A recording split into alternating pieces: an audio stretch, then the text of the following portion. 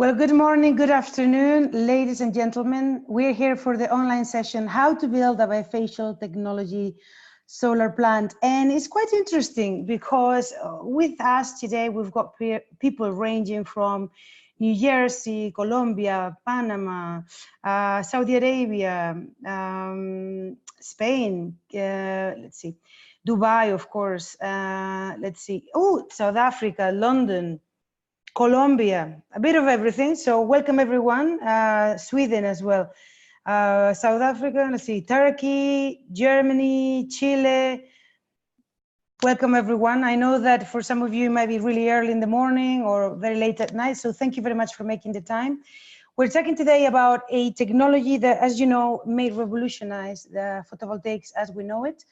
As the prices are constantly coming down, the recent Ethiopia tender actually got the prices down to about 2.5. Constantly, we need to look as developers, as equipment manufacturers, as how to increase our competitive edge.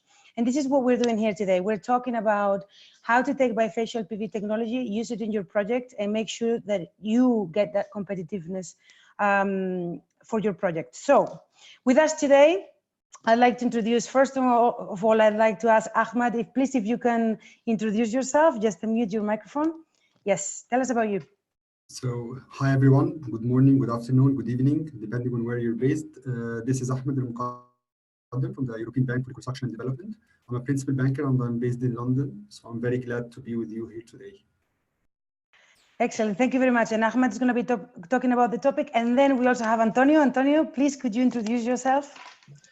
Hello, good afternoon from Dubai. This is Antonio Jimenez. I am the head for Middle East and Africa of Trina Solar, the other manufacturer. Thank you very much. Actually, Antonio and I go back a long way. We've known each other for over 10 years. Ahmed, I think less so than that, but still, both of you are welcome here today. And as you can see, we're just as international in the panel up here as you guys. I still see people here from Nigeria, etc. So this is how it's going to work, and it's super simple. Many of you have already been here before, so you know how it goes. First, we do 2 presentations. Ahmed, I'm going to ask you to unmute your phone, prepare your presentation. And yes, whilst Ahmed does that, I just wanted to let you know how it works. You guys can send questions. You have a Q&A box at the bottom.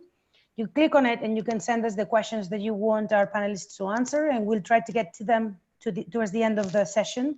We'll have like about 10 minutes. For anything else, comments, whatever, you can use the chat, okay? So Ahmed is going to speak first, then he's going to speak Antonio, and then we'll take questions. So Ahmed, since you are ready, go ahead. Thank you so much. So we all know that the topic today is how to build a bifacial module plant. But actually, before you build it, you need to finance it, right? So where will you get the money from? So that's why probably they chose me to start the presentation today, to start with my presentation, although I will go through a very, very tiny little bit detail on what are actually bifacial and what does that mean from a technical perspective. But I'm quite sure Antonio will correct me if I'm wrong, number one, and number two, we'll go into much more technical details when he starts with the presentation. So as we all know, sorry, I'm just very excited. So as we all know, basically, bifacial modules is a very fast growing development of the conventional bifacial modules. The way that these modules work is that the irradiation is converted, heating the front side of the solar panel into electricity. That's the conventional monofacial ones. The bifacial also does the same, but they also expose the rear side of the module so that they also convert into electricity irradiation reflected off the ground and through the rear side. So basically, in short, this is a sort of development of an existing existing technology. So, and that is a key thing when you talk to a financier. It's not a new technology. It's just an iteration, a further development. There are, of course, a lot of implication from a financing perspective, but that's a key outcome, that it is not a new technology. Of course, from when we talk about a commercial benefit or why do they make sense, the key benefit, of course, is that there is an increase in energy yield for the same space, and that's key as well. The space of the plant, because at the end of the day, the solar is scalable, and that's the beauty of it. If there is any underperformance, you can increase the panels. So if you have land, of course. So that is really the beauty of it. There is, of course, increased durability of the module is as well as a side benefit. However, that doesn't come without any downside. The downside, as we see it, as we understand it, as we looked at the different projects with bifacial modules, is a slightly higher cost than monofacials. And we expect that this will, that the modules and the development will continue, and this will go down. As you can see in the slide shown, the expected market share is expected to go to up to 40% in the next basically six or 7 years. The key thing about this as well, and the growth of these modules as we see it, is basically the Middle East, because we unfortunately the EBRD, the European Bank for Reconstruction Development, we do not work in South America. We hope we do, but we do not. So the region that is really relevant to us is in the Middle East, where you have really amazing irradiation and desert environment, which is which is very suitable for the bifacial modules. So as we discussed, unlike the front side of the modules, which convert both direct and diffused irradiation, the energy generated from the rear side relies on reflected irradiation from the ground and adjacent modules. This additional generated energy from the rear side is called the bifacial gain. And of course, Antonio will go into more details, but that is really important when we discuss financial models, when we discuss, when you see later in the presentation, when we talk about how to mitigate the risks or how to persuade basically a risk officer in a bank that this is something that is bankable, because it's still, we don't have much large scale plants with bifacial modules banked. So that is really key, the bifacial gain, how you size it, what is the effect on the ratios and everything.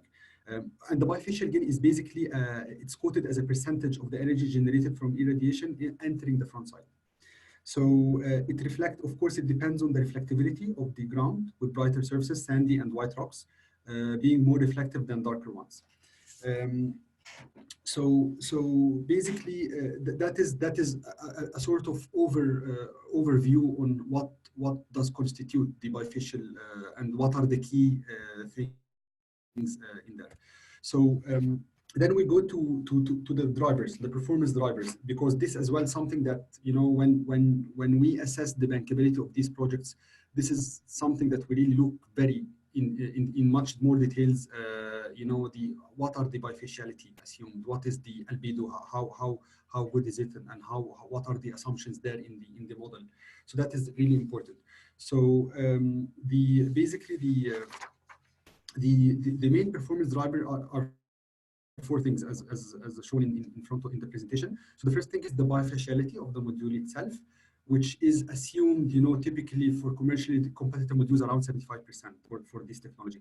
The second thing, and which is very important as well, is the albedo, which, as we know, the reflectivity of soil or surface underneath the modules. And this can vary significantly from location to location and seasonally in some locations as well. However, what we understand is that permanent manipulation of surface albedo for ground-mounted system is considered not a viable option due to plant regrowth, rain and wind, which will rapidly deteriorate the albedo and require significant capex, which will affect, of course, will eat from the commercial the benefits of the yield.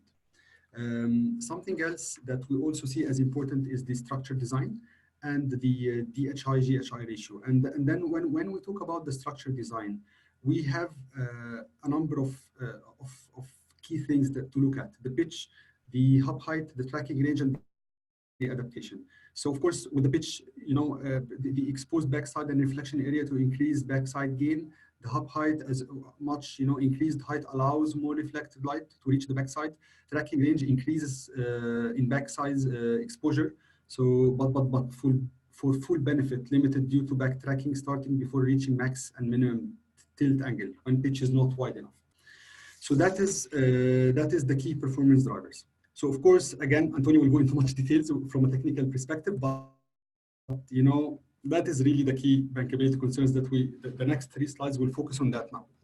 So when we sit with the risk officer and tell him we have a project with bifacial modules, and then the first thing that the risk officer will ask, okay, how many projects do we have project financed, or banked with this technology? And the answer is very limited, at this stage. I think that the biggest one was last year in Egypt that we participated in, but we understand that there are a number of projects underway and being financed at the moment, but we're not aware of really large scale project that is fully closed, financially closed. Still at this stage. So the two key things that will differ or will not have sort of clarity on when we assess a project is mainly the degradation, because of course the plant operates at higher current than the monofacial. So fine, we can assume, we can have assumptions by the best engineers in the world, but at the end of the day, we don't have track record of how the panel will react to this higher current. So that is really key.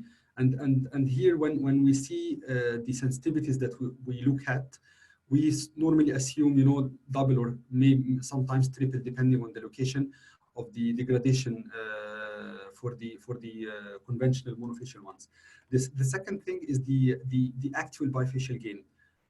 You can of course, I'm quite sure there is a lot of market literature on what to expect depending on the location and depending on everything. But again, this was really key on what the bifacial gain that you will assume in your financial model, regardless of what you as a sponsor or as an advisor will size or will basically say that this is expected. So that's really, those are the two main risks I would say in assessing the bankability of these projects. Now, so if we want to talk about basically what makes those projects bankable, or what exactly is the key thing to look at. There are normal things that we will see in different, monofacial or bifacial. But here, when you work with a really strong sponsor and really strong EPC provider or EPC contractor who will be able to basically back the technology and provide better guarantees and warranties than the normal plain vanilla ones, that is really a deal maker. Easily, if you know that there is a strong sponsor, even if in a limited recourse financing, you know that there is a very strong sponsor backing the structure, we will, as lenders, of course, we will get much more comfort. And in addition, of course, really robust construction arrangements. There need to be really strong ones in place. Technical due diligence, this happens in all cases, but again, we will ask our advisors to look into more details on the bifaciality, on the albedo and the degradation. Those are the key things that we will really focus on. And then I highlight in the bottom of this slide two things that that we really also used in banking the first transaction that we did in Egypt with bifacials, which is the additional guarantees. As I was saying, we had a very strong EPC provider, we have a very strong sponsor, and they were able to provide the guarantees that we were looking for in our structure. So I picked basically in the final next two slides, I picked the two areas which I think are much more important, which are in green: the additional guarantees and the downside risk. How would you basically sensitize the variables in these projects? And then here, different ideas. Of course, there is no sort of guidelines or how to basically make the EPC guarantees more robust. But as you would expect, we have three areas that we can play with, where we can ask for better basically position than the monofacial. And the main one is really the guaranteed and the minimum performance ratio. This is really key because if you're talking about the normal levels, at least we would want to see the incremental bifacial gain incorporated in a higher minimum and guaranteed performance ratio.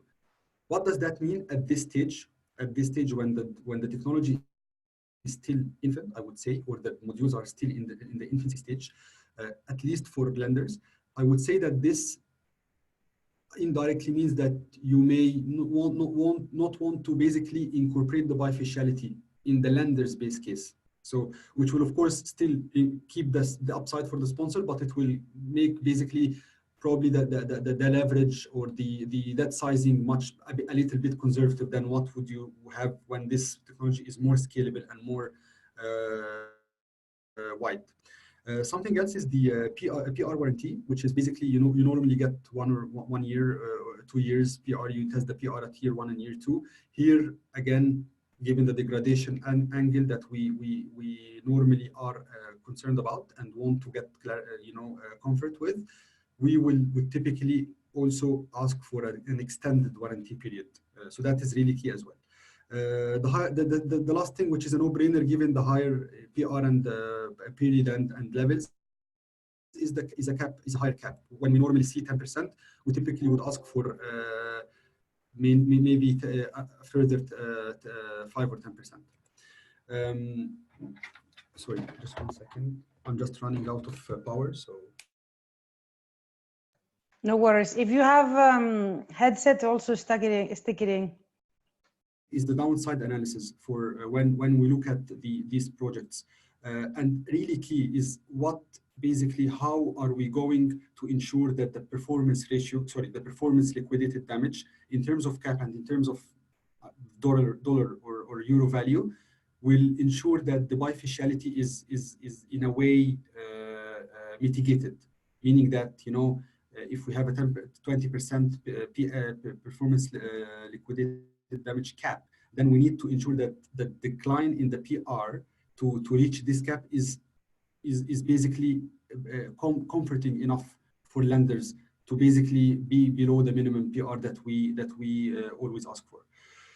So that was pretty much it. I will look forward to receiving your question. I'm quite sure there are a lot of details that I cannot discuss in just 10 minutes or 12 minutes. So I will look forward to your questions, and hopefully we can try to answer all of them after Antonio's presentation. Thank you so much. Thank you, Ahmed. Let me start with one. Someone asks here, what is PLD cap stand for? It's performance liquidated damage. So basically, typically, and I'm quite sure the participants are aware of this, typically in construction contracts, you have the contractor, undertake to basically build a plant, and this plant will perform. So that the performance, if the plant is underperforming, then there is a liquidated damage, which would typically,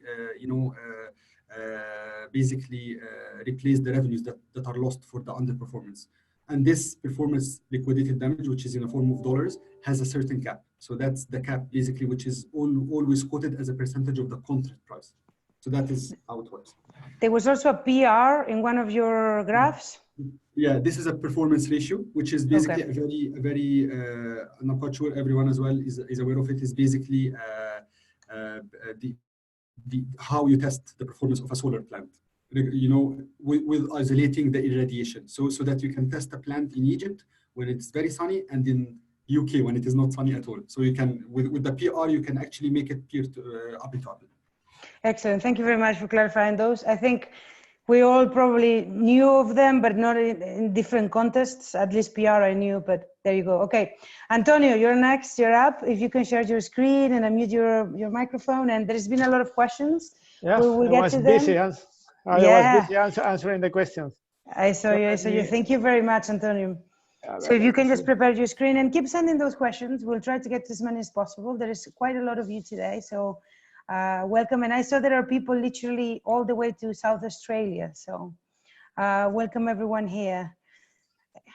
All right, so you're ready. I can see your screen perfectly and I can hear you, so go for it. Okay, thank you very much, and thank you everybody for attending this webinar. I would like to speak about the technology side of the bifacial technology.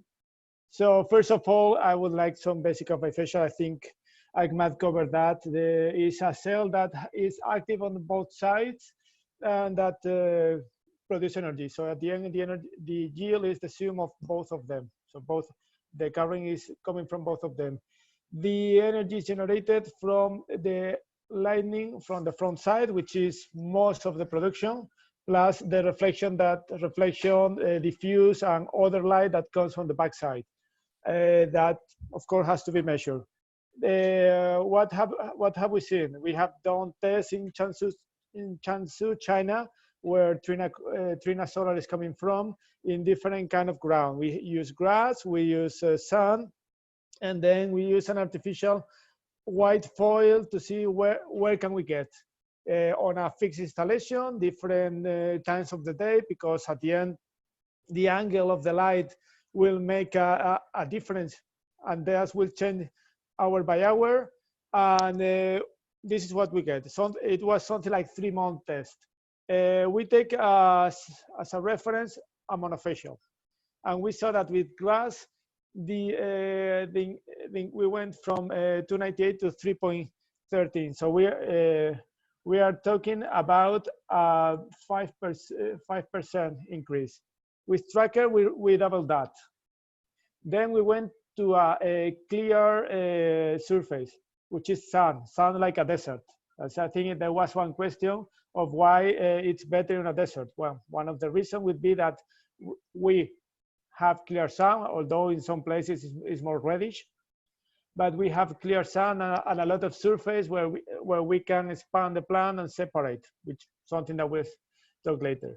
So then here with the sun, we have like almost double, something like 10-11% on a fixed structure. And here start the more interesting. With a tracker, we reach 24% increase in the yield, which is very, very interesting. Which is that, and this, because at the end we have in this area a lot of around Dubai, a lot of wide area desert. And the last one, it was to test how far can we reach, where we increase the bifaciality with a white foil, something that reflects very well the light. And then we see that almost 22% increase in the yield in the energy generation on a fixed structure. And with a tracker, we reach 33%, so we see that with the same module, I mean, same glass, same cell, different kind of activation of different kind of cell, but at the end it's based also on silicon. We can see that, and just a small increase in price, we can see that we can reach almost 33%, though it's inactive. So this is a very good idea. So let's go, and what are the components? I will go from the module to tracker to the plant, and to see what are the components and the key things for the bifacial. So let me see. So I'm gonna talk about the difference. So for example, we have here on the left a picture of current status of development. It's a DuoMax twin from Trina Solar and double glass, so you can see both sides look almost the same. But I want to speak about the different characteristics of the module, what are the different options that are in the market, and some comments. So the cell type, we are talking in the market that the main type is either is monoPERC of two different kinds, P-type or N-type. It's different recipe, different polarization, which give different results. Then they have different manufacturers of different products, Then the module size. We have now this 60, we call 60 cell type, which is a module that has a length of around 1.5 meters. And in case of half cut cell, which is the standard in the market, we are talking about 120 cell. So this 60 cell is like, because we are coming from that dimension. We are talking in the market, we are talking that the 60 cell or 72 cell type, and although with half cut cell is double than that. The second will be 72 cells, which was the standard until now. It was 2 meters by 1 meter. Right now 144 cells. And now we see in the market that they are going beyond that. Some manufacturers are going to increase the number of cells to increase the power. So we are, but the module size is similar. It's how 2.15, 2.18 meter long module, a bit more wide, 2.05 to 1.05 wide, which can be either 78 cell, or now with the increase of size of the tendency to increase the size of the cell, it's reaching this kind of sizes, which then the power is related to this. So for example, if you have a module of 120, we are talking that the mono is going to be 320, 335. That's the current status of power beams of a module of 60 cell. 144 is 370, the standard. For example, Trina Solar, it's starting around 400 for P-type, and 420 for N-type. And then we have the 156, or the larger cell, which are talking about 420, 450. This is important because also, depending on the site, the relation on the site and the power, which is the efficiency, you have to compare. So which is related with the price. You can have a module of 72 cell 2 by 1 meter of MPerc of 420, 425, but then you can have a module of that is much larger for 430. So what is more interesting for you, to have a higher efficiency or to have a higher model? And that is something that has to be considered. So you have to look not all in the power beam, but also in the efficiency. If you want to go to the most technological advanced module. Then another important point is the power.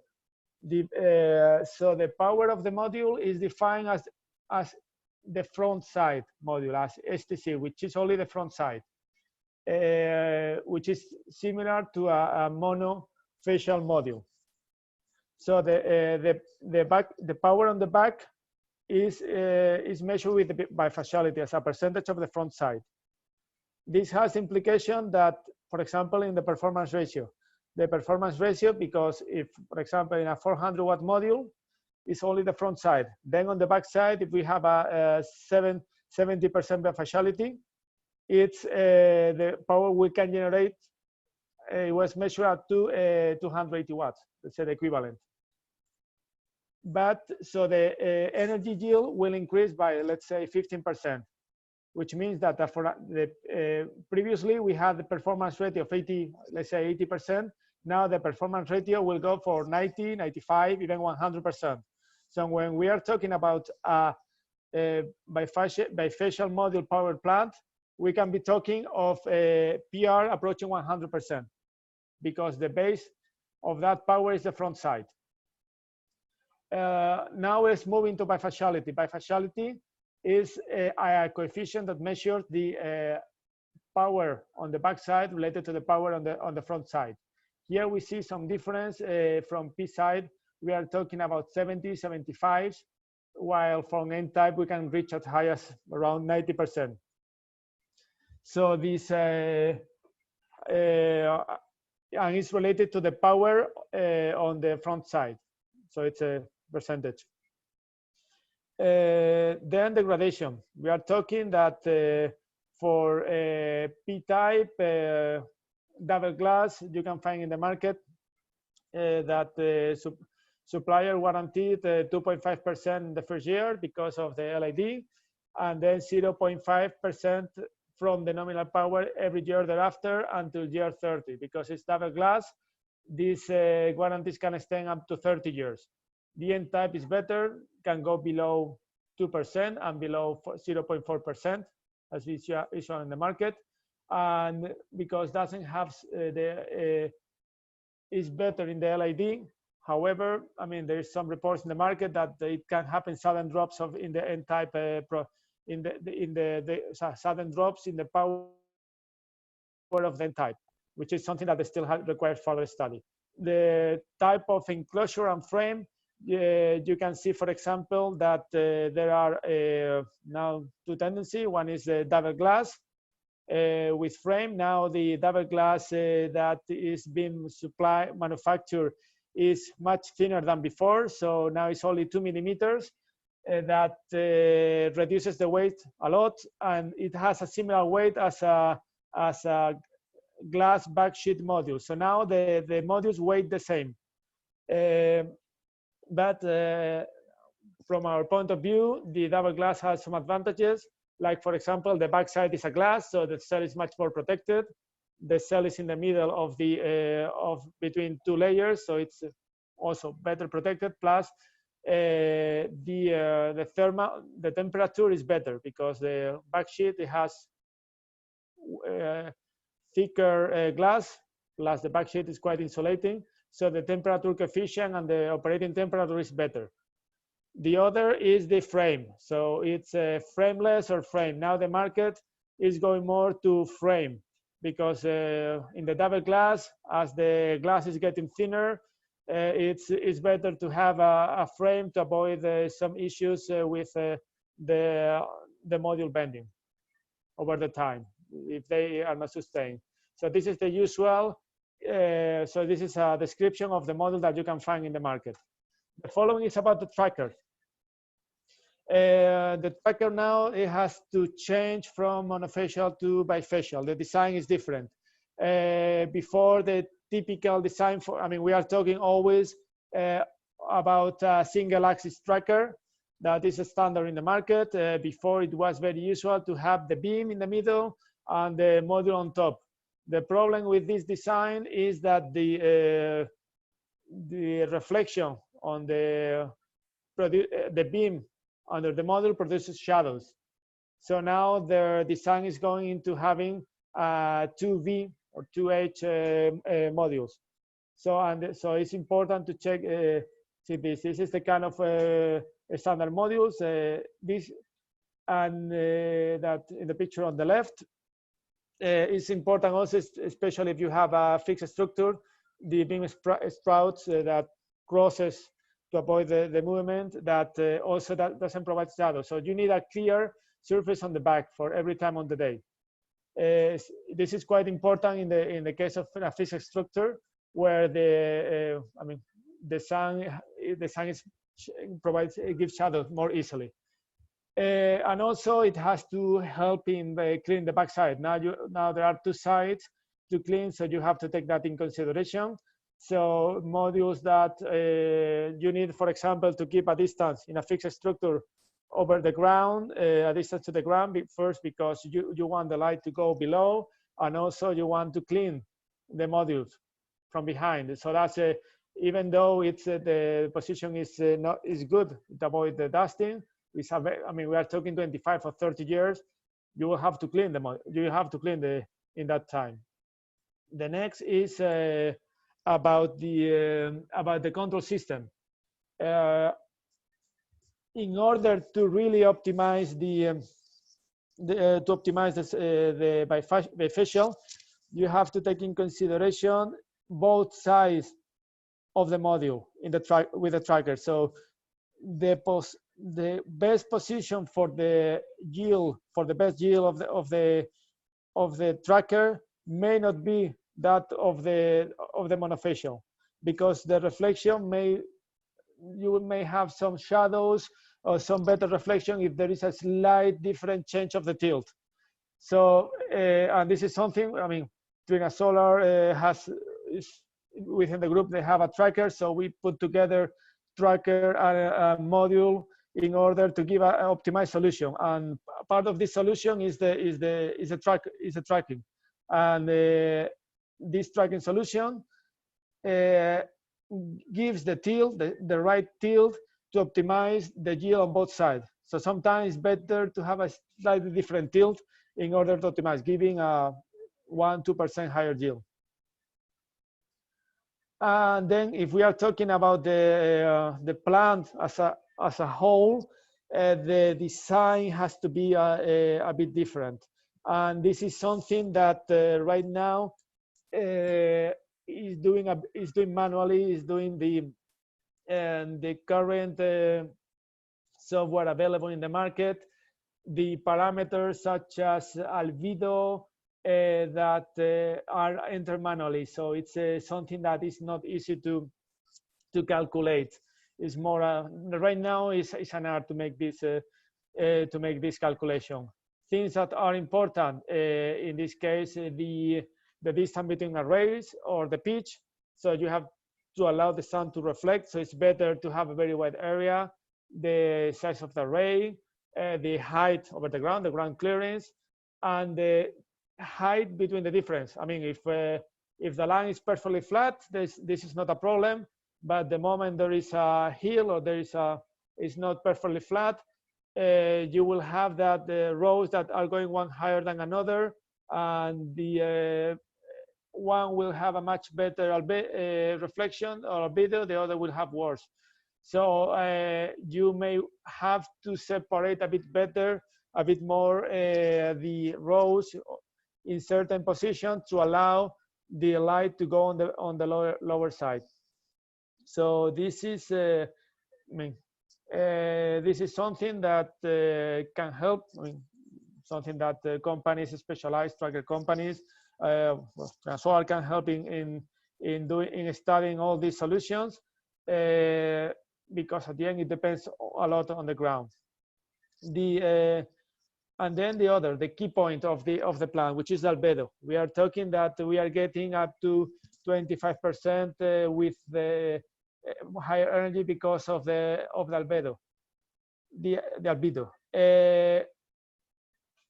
How do we measure this? So this is the key. How don't we measure the albedo in a plant that we have a plot of land and we don't know if it's going to be as 15%, 5% higher yield, or it's going to be 30%.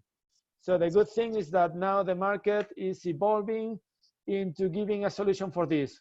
There are now energy meters that they have two cells, one looking up, one looking down, which are able to calculate the albedo. So while in operation, it's possible to calculate if the backside is yielding as expected or not. Also, well, there are companies that can do this study as a survey for a greenfield project. So you can send a company that they will do a survey of the albedo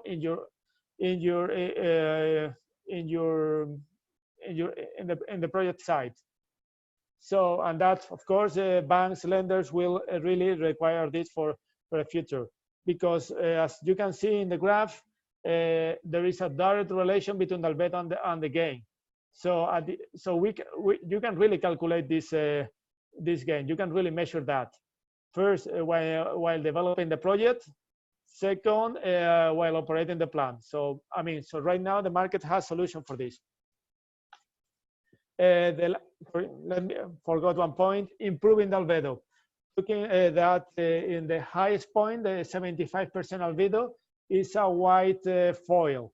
This is not natural. This is a very high because we did it in for a few modules, for a small size.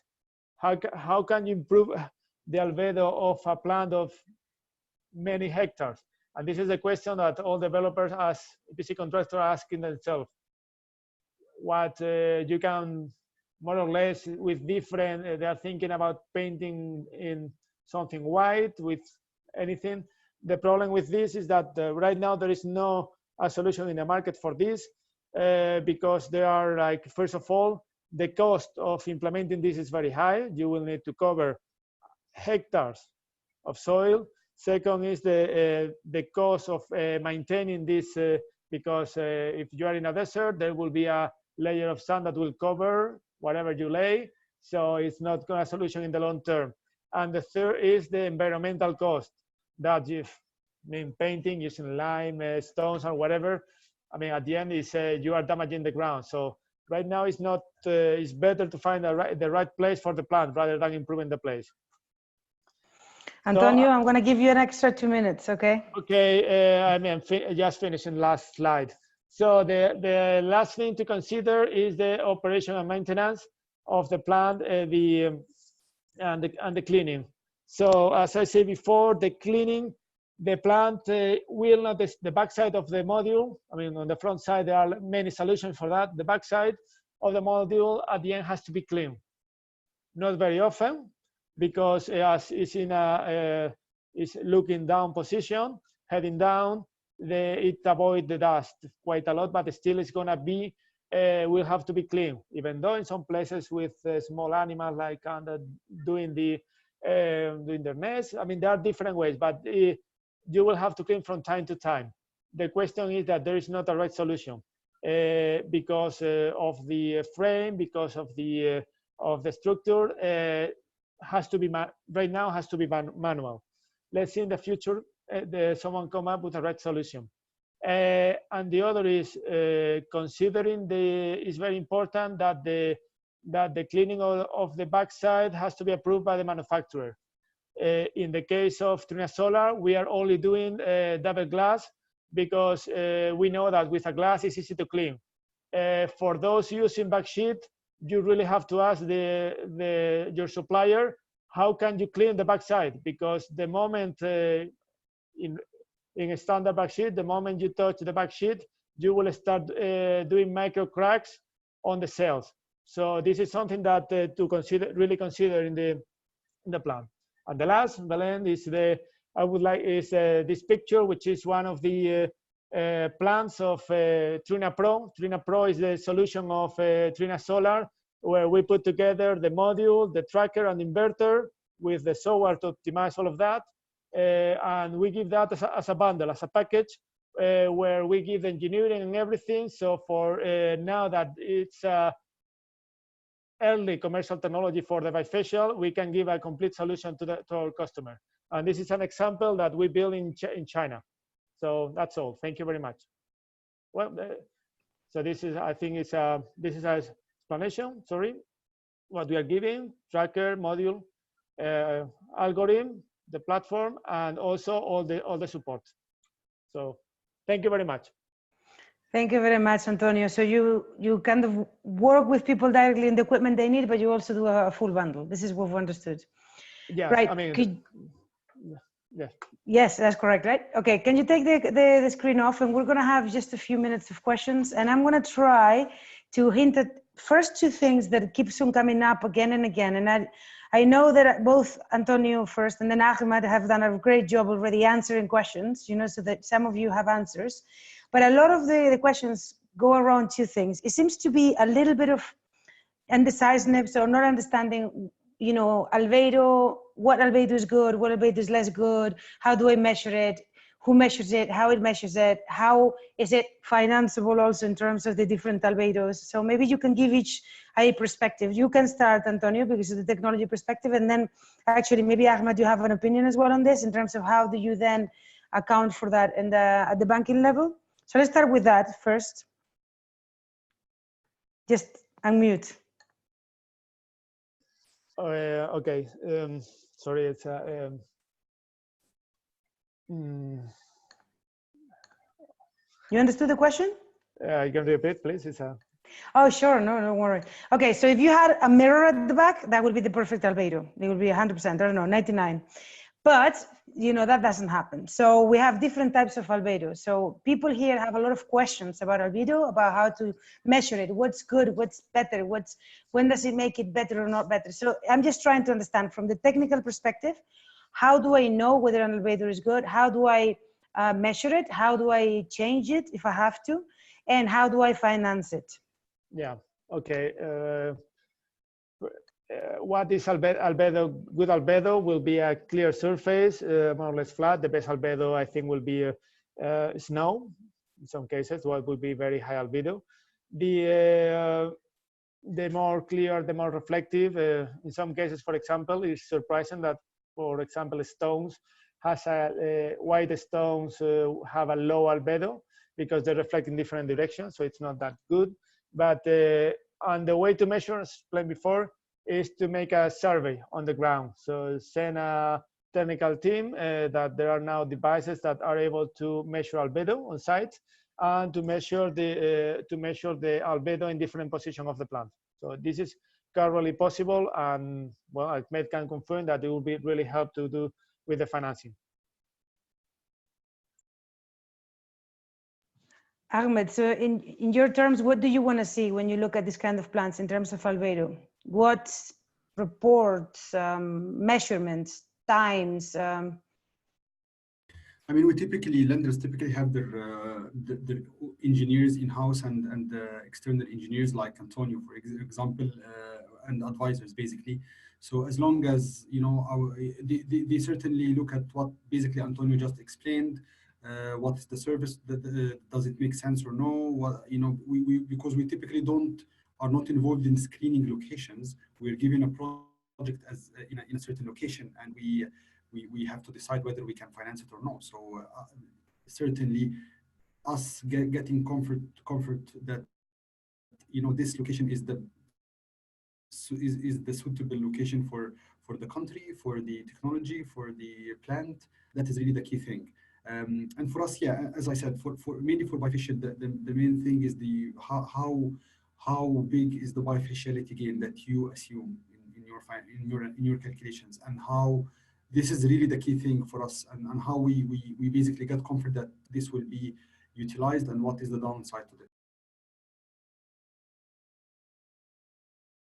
See, even I forget the microphone. Okay, so just one final question, you know, before we'll have to leave. It is very simple. How do you expect this technology to overtake normal traditional PV over time? Do you expect it to, say, by like, say 2021, in 2 years' time, do you expect it to be a large percentage, 40%, 50%? I don't know, give me a percentage of how many projects do you expect to see with this technology? Yes, we see that for utility scale, ground mounted will be the mainstream in the following years. We see that it provides an advantage in LCOE, very important advantage for right place, like especially in the GCC, in the Middle East region. Most of it, if not all, will be in the future will be bifacial. So I see it as a mainstream technology for the future. That's excellent. And what about you, Ahmed? What do you think? Yeah, I mean, I can confirm that, you know, in all our meetings with investors and with really big sponsors that are working across the world and in the Middle East and in everywhere, this is really something that is up and coming. It's really coming, and it's basically, you know, we have seen very cheap solar in the past couple of years. You know, everyone knows what are the prices in the Gulf and in Egypt and Jordan. How low they reached so for you as a sponsor or as a basically investor, to make the business case work, you need bifacials. You cannot do it with monofacials. So this is something that, you know, if we are talking about climate change and carbon basically emission reductions, you know, we need renewables, solar. So in order to keep the cost falling, to make it basically even more competitive than the conventional and the other sources of power, you need things like bifacials coming into the market. So we really see this coming strongly in the next few years. So thank you very much to both of you. I'm sorry we don't have time for more, but I just wanted to say to the audience, if you have any questions you would like us to put us in touch with the speakers, please reach out to us, whether it's myself or my colleague Araceli, from whom you receive the emails. And without further ado, I'd just like to thank very much Ahmed and Antonio for your time. You know, it's incredible. You know, you've already heard, you know, bifacial is the way to go. There is no other way if you want to remain competitive. So we just have to learn more and try more, and actually we will see more and more of this technology over time, and it will innovate as well. So keep with us, you know, sign up for our next webinars, and we will see you very, very soon. Thank you. Bye.